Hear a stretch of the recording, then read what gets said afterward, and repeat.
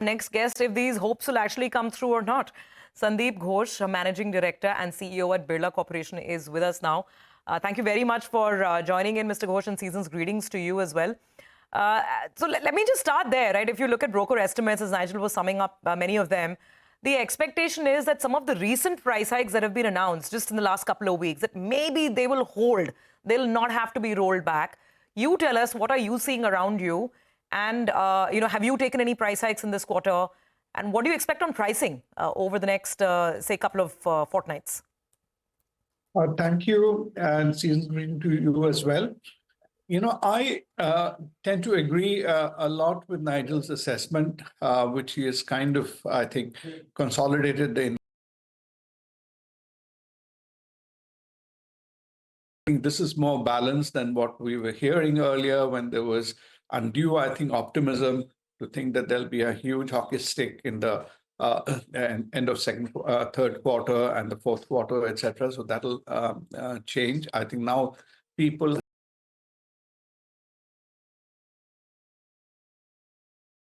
Let me answer your question about price increases. Yes, the prices have moved up by and large in most regions, except so much in the south.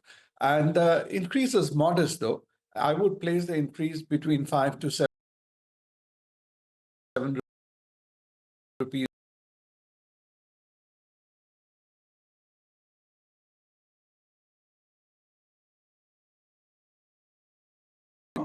And especially things should pick up further in January once both the cold recedes, and then there is also this whole impact in the north of what they call the Malmas. During mid-December to mid-January, there are no new constructions in the particular which start. So that should change, but as yet I don't see a run in the demand, but certainly the current momentum will hold. And again, to complete the point, I am particularly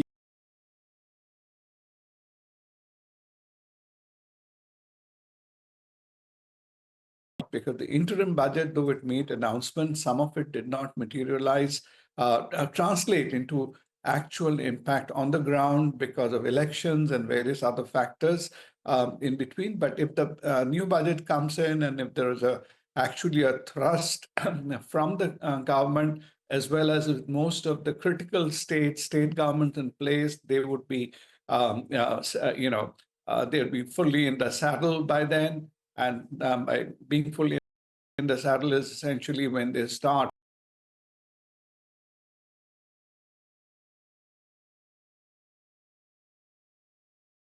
priority of diverting funds to pure welfare schemes that will recede. And so there'll be more expenditure on the development front, especially in rural developments. All those augur well.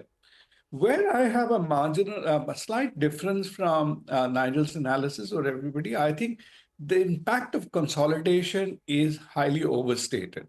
I personally am a great believer in the demand factor.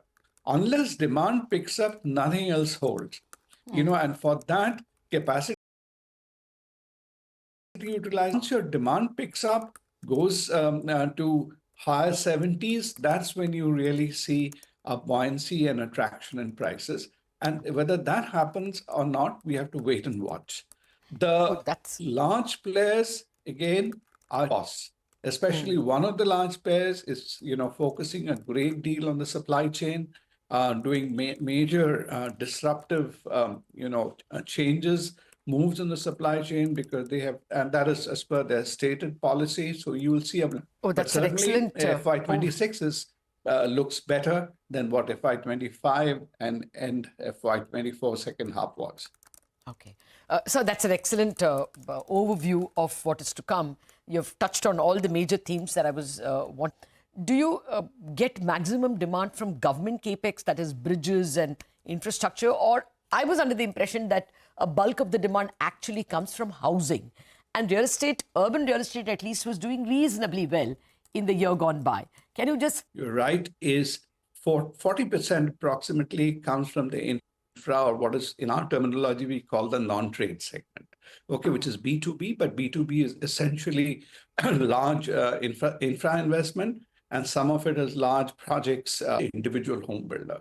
And individual home builders comprise largely rural demand. And in rural demand, again, you have the infrastructure component, something like the PMAY, Pradhan Mantri Awas Yojana. That was a huge driver for many years. Because as you know, many of the schemes, the central schemes have a state contribution. So until unless the state put an equal amount of money, the center doesn't put in their bit. And so here, quote unquote, I'm not making a political statement, but the so-called double engine comes into. From the centre comes with a lot of conditions, and that the central schemes also crowd out a lot of independent spending by the states. So there is something to say even for the state government's willingness but inability to spend. Be that as it may, do you expect... Okay, and not as much as I would think the state government, because as you know... No, my big worry is, the centre... If I just complete this... a lot of the state government spends, as you and I know, have now been diverted, becomes a constraint.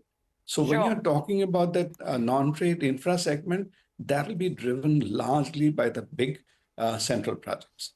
Sure. So, Mr. Ghosh, let's wind it down. We've understood the macro positioning of the sector very beautifully, thanks to you. Let's wind it down at 532 as per the numbers that I have with me. So what would be EBITDA per ton, second half, the recovery? And for overall, I mean, for FY25, what would the picture be on volumes? You've got me at a very wrong time, because we are in the silent period. In any case, we don't think any of our guidance which we have given earlier. Okay. All right. So I'll just reiterate for the benefit of our viewers. The guidance did say that, the financials in the EBITDA per ton will improve in the second half, and, it should get better from here on. Thank you very much to the sector. And here's hoping indeed that FY26 and calendar year 25 is better for the cement space. And season's greetings. And once again, very happy new year to you as well. Well, with that, we have to take a very quick break. Come back on the other side. We'll take stock of the market once again and also look at what's happening in commodities.